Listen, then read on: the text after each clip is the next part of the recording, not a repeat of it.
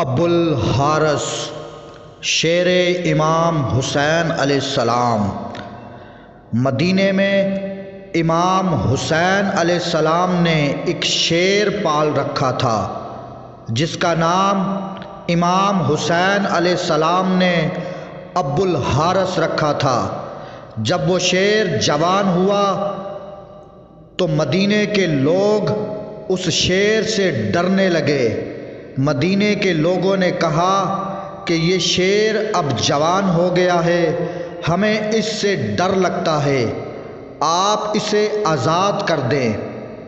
اب امام حسین علیہ السلام ابو الحارث کے پاس آئے اور فرمایا، اے ابو الحارث، میں تمہیں آزاد کرتا ہوں اور ملک عراق چلے جاؤ، وہاں نینوا کا ایک جنگل ہے، اس جنگل کا بادشاہ جو شیر ہے وہ مر گیا ہے، تم وہاں جا کر بادشاہی کرو، اور ایک دن ایسا آئے گا کہ تمہاری ملاقات مجھ سے اسی جنگل میں ہوگی۔ امام حسین علیہ السلام کا حکم مان کر ابو الحارث مدینے سے چلا گیا۔ جب امام حسین علیہ السلام سرزمین کربلا میں شہید ہوئے تو یزیدی فوج نے چاہا کہ گھوڑوں سے ان کی لاش کو پامال کر دیں۔ جناب فضہ سلام اللہ نے پاک بی بی سیدہ جناب زینب سلام اللہ سے کہا کہ اے میری سیدہ، رسول خدا صلی اللہ علیہ وآلہ وسلم کا ایک غلام جو سمندر میں سفر کر رہا تھا کہ اس کی کشتی ٹوٹ گئی، وہ کشتی کے ایک پھٹے کا سہارا لے کر ایک جزیرے میں پہنچا۔ اس ویران جزیرے میں اس نے ایک شیر کو دیکھا۔ اس شخص نے اس شیر سے کہا کہ مجھے اذیت نہ دینا، میں رسول خدا صلی اللہ علیہ وآلہ وسلم کا غلام ہوں۔ تو اس شیر نے جیسے ہی اس کی بات سنی تو اسے مارنے کے بجائے اسے صحیح راستے پر لے آیا، اور میری سیدہ، اس علاقے میں بھی ایک شیر رہتا ہے، آپ مجھے اجازت دیں، میں اس کے پاس جا کر اسے بلاتی ہوں اور ظالموں کے ارادے سے اسے آگاہ کرتی ہوں۔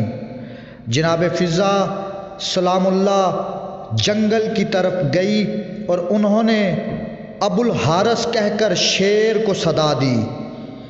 جیسے ہی پاک بی بی جناب فضہ کی یہ صدا بلند ہوئی تو شیر نے سر بلند کیا، تو پاک بی بی فضہ سلام اللہ نے کہا کہ اے ابو الحارث، کیا تجھے معلوم ہے کہ یہ ظالم امام حسین علیہ السلام کے جسم سے کیا سلوک کرنا چاہتے ہیں؟ یہ لوگ گھوڑوں کی ٹاپوں سے ان کے جسم کو روندنا چاہتے ہیں۔ ابو الحارث یہ سن کر باہر آیا اور مقتل میں آ کر امام حسین علیہ السلام کی لاش کے پاس بیٹھ گیا۔ اتنے میں ظالموں کے گھوڑے جب قریب آئے تو انہوں نے یہ منظر دیکھا۔ عمر بن سعد نے کہا کہ یہ ایک آزمائش ہے، اسے مت چھیڑو اور سب واپس چلے جاؤ۔ اس طرح ابو الحارث نے امام حسین علیہ السلام کی لاش کو پامالی سے بچا لیا۔